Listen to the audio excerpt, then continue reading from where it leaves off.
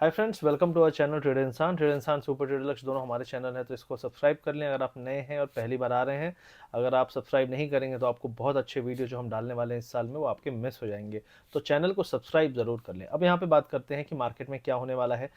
2023 बहुत ही वॉलेटाइल रहा। हमने नए ऑल टाइम हाइस बनाए, बार बार बनाए लगातार। 2023 मार्च के बाद एक रैली आई मिड कैप स्मॉल कैप में, जिसमें पोर्टफोलियोज ने बहुत अच्छा परफॉर्मेंस दिया। लेकिन मुझे यहाँ पे लगता है कि अब जानना ज़रूरी है, क्योंकि मैंने पिछले 1 से 2 दिन काफ़ी एनालिसिस किया, और जो एनालिसिस के बाद चीज़ें निकल के आ रही हैं वो काफ़ी भयावह हैं, डरावनी हैं in terms of trend line analysis, जो मैं हमेशा करता आया हूँ।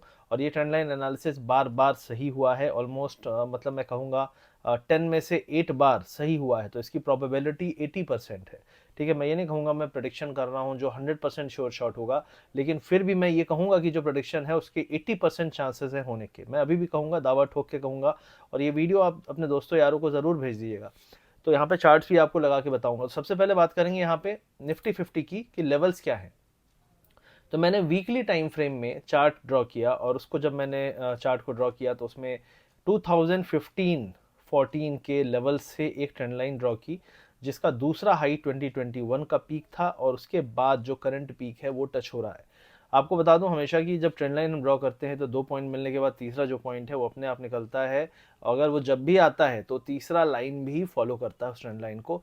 फिलहाल हम उस ट्रेंड लाइन पे हैं, और ये ट्रेंड लाइन 2014 से शुरू होती है, मतलब 9 ईयर्स की ट्रेंड लाइन है, जो कि ज़्यादा चांसेस हैं यहाँ पे कि ये काम करे।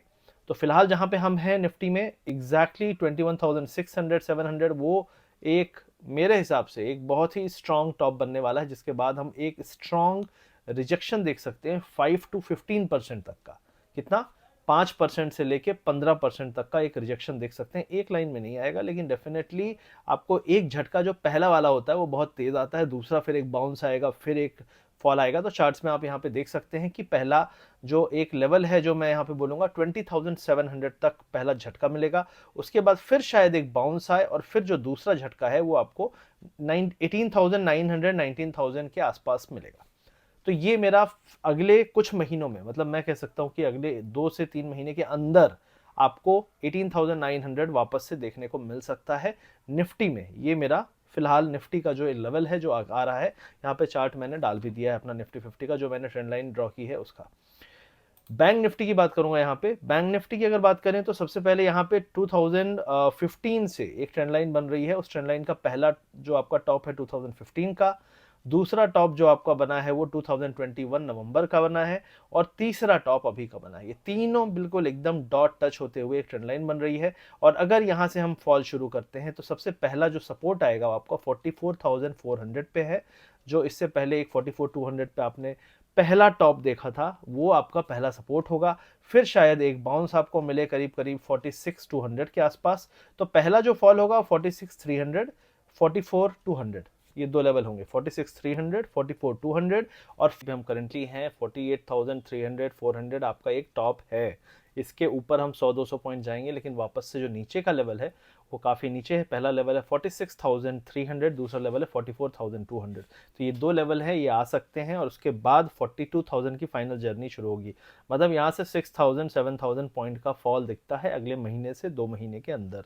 तो ये फिलहाल चार्ट में दिख रहा है, आपको दिखा सकता हूँ ट्रेंड लाइन यहाँ पे चार्ट्स में आप देख सकते हैं, स्क्रीन में आपको मैंने यहाँ पे डाल दिया है। इसके बाद मिड कैप इंडेक्स की मैं बात करूंगा। मिड कैप इंडेक्स की बात इसलिए करूंगा क्योंकि मिड कैप इंडेक्स ने जो अपने फिलहाल के लिए जो लेवल्स इन्होंने पार किए हैं वो काफ़ी चार्ट के हिसाब से अगर मैं कहूँ तो ऑलरेडी एक्सीड कर चुके हैं। तो वापस से अगर नॉर्मलाइजेशन होता है, फॉल आता है, तो कितना हम गिर सकते हैं मिड कैप्स में।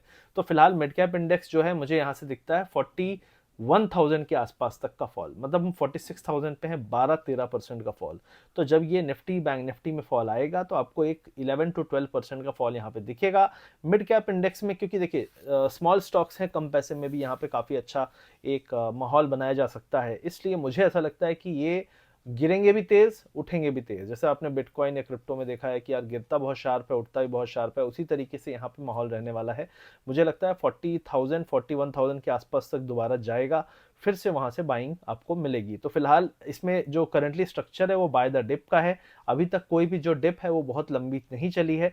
जो लेटेस्ट जो लास्ट डिप आई थी वो आई थी करीब 38,000 से लेके 41,000 के बीच में, और वो डिप बहुत ज़्यादा नहीं चली थी। मतलब उसमें मैं कह सकता हूँ अगस्त से लेके आपका मतलब एक डेढ़ महीने की चली थी। तो एक डेढ़ महीने की डिप आ रही है, बहुत बड़ी डिप नहीं आ रही है। तो एक डेढ़ महीने का कंसोलिडेशन अगर 6 महीने का कंसोलिडेशन में बदल गया तो प्रॉब्लम होने वाली है, क्योंकि फिर क्या होगा, रोटेशन शुरू हो जाएगा, इंडेक्स रोटेशन, और फिर आपका स्टॉक है जो खूब चल चुका है वो आपको चलता ही नहीं दिखेगा अगले एक साल। और जो स्टॉक आपके पोर्टफोलियो में नहीं है या आपने रिसेंटली में निकाल दिया, वो नहीं चला था, वो भागना शुरू हो जाएगा। तो इंडेक्स जो मैनेजमेंट है और जो रोटेशन है वो आपको सेक्टर रोटेशन काफ़ी होगा, स्टॉक रोटेशन काफ़ी होगा। तो आप देखेंगे अभी इस समय कई सारे स्टॉक्स बढ़िया चलना शुरू हो गए हैं। उन स्टॉक्स पे मैं वीडियो बनाऊंगा, लेकिन फिलहाल के लिए बता दूं आपको कि आप थोड़ा नज़र डालिए, जो स्टॉक्स नहीं चले थे और रिसेंटली में उनमें चाल शुरू हुई है, वो स्टॉक अगले एक साल के लिए चल सकते हैं। भले उसमें क्या फंडामेंटल रीज़न है नहीं है, लेकिन इंडेक्स रोटेशन, स्टॉक रोटेशन ज़रूर आपको देखने को मिलेगा। तो मिड कैप में मैं आपको बता दिया कि करीब करीब 41,000 तक जा सकते हैं, विच इज़ 10 to 11 12%। और 12% का फॉल अगर यहाँ पे इंडेक्स में आएगा तो आपके स्टॉक 20-25% तक क्रैक होंगे। उसके बाद जो अच्छे स्टॉक हैं वापस से बाउंस होंगे, लेकिन जो आपके वीक स्टॉक हैं, कचरा स्टॉक हैं, जिनमें कोई फंडामेंटल रीज़न नहीं है, वो वापस से बहुत जल्दी बाउंस नहीं होंगे। हो सकता है एक साल डेढ़ साल कुछ हो ही ना वहाँ पे। तो ये आपको ध्यान देना है, क्योंकि अगले 6 महीने चुनावी है, अगले 6 महीने बहुत इंपॉर्टेंट है। और चुनावी ईयर में नॉर्मली और रेट कट भी होंगे, तो कई लोग बोले रेट कट होगा तो मार्केट और ऊपर जाएगा, ऐसा ज़रूरी नहीं है। और जो यूएस में रेट हाइक हुआ था उसका असर देखना बाकी है। आपको पता है महीने भर लगते हैं मार्केट का माहौल बदलने में, और माहौल बदलता है तो फिर सारा का सारा ऐसा लगने लगता है रिसेशन आ गया है एक महीने में। तो अभी भी जो डेटा इस क्वार्टर के रिजल्ट्स आएंगे यूएस में, वो बहुत इंपॉर्टेंट है, देखना कैसे आते हैं, क्योंकि रेट लगातार हाई है। जो अर्निंग्स हैं अगर उसमें थोड़ा इंपैक्ट दिखने लगा तो मार्केट उसको एक रीज़न बना के अगले 1 से 1.5 महीने 2 महीने करेक्शन लेगा, और वो लेवल्स आ सकते हैं जिसकी मैंने यहाँ पे बात की है। तो फिलहाल के लिए मेरा व्यू इमीडिएट बेसिस पे यही है कि हम एक टॉप के पास हैं, 1% मैक्सिमम अपसाइड मुझे यहाँ पे दिखता है उससे पहले, और जो फॉल दिखता है 4 to 5% का दिखता है, जो किसी भी समय किसी भी रीज़न से आ सकता है। तो इस पर थोड़ी सी आपको नज़र रखनी चाहिए। हो सकता है चीज़ें डिले हो जाएं, दिन 2 दिन 4 दिन 6 दिन, लेकिन एक बार ये झटका मार्केट मारने की पूरी कोशिश करेगा अगले 15 से 20 दिन में। और जो पहला झटका है मैं बात कर रहा हूँ जिसकी, जिसमें आप 20,700 निफ्टी में, 46,300 बैंक निफ्टी में, और आपका मिड कैप इंडेक्स जो है अभी फिलहाल 46 पे है, तो 44 के आसपास आ सकता है, 44 43, फिर एक बाउंस, फिर उसके बाद 41,000 के आसपास तक मिड कैप 100 आ सकता है। तो ये फिलहाल चीज़ें दिख रही हैं। अगर आप यहाँ पे सेक्टर स्पेसिफिक बात करें तो रिसेंटली में मेटल ने अच्छा ब्रेकआउट दिया था, इसकी बात हम हमेशा कर रहे थे। मेटल एक अच्छा, मेटल और आईटी की बात हमने की थी पिछले 2-3 महीने से, इसने सबसे अच्छा रिटर्न मेटल और आईटी ने ही दिया है। अगर आप आईटी के रिटर्न्स देखें तो 25-30% के रिटर्न्स मिले, जो कि बहुत अच्छे हैं। आईटी में भी मेरा मानना है कि बहुत ज़्यादा उम्मीद ना करें, एआई का इम्पैक्ट अभी भी हमको नहीं पता, और मुझे लगता है कि ये बेस्ट केस सिनेरियो में हम आईटी स्टॉक्स में भी आ चुके हैं। यहाँ पे ऑटो जो लोग बोल रहे हैं कि ऑटो ऑटो ऑटो ऑटो भी एक करेक्शन देगा, और वो करेक्शन जब देगा तो आप वापस से करीब करीब 2000 पॉइंट 2000 पॉइंट मतलब 10% 15% का करेक्शन ऑटो में ड्यू है, जो किसी भी समय शुरू हो सकता है। तो काफ़ी सारे सेक्टर हैं जो एक कंसोलिडेशन में आ सकते हैं वापस से एक शार्प करेक्शन देने के बाद। तो मुझे लगता है अगले 1 से 2 महीने 3 महीने आपको थोड़ी डल फेस के लिए प्रिपरेशन करनी चाहिए, ना कि लगातार हम चांद छू के जाने वाले हैं, ऐसा नहीं सोचना चाहिए। तो ये फिलहाल मेरा वीडियो था।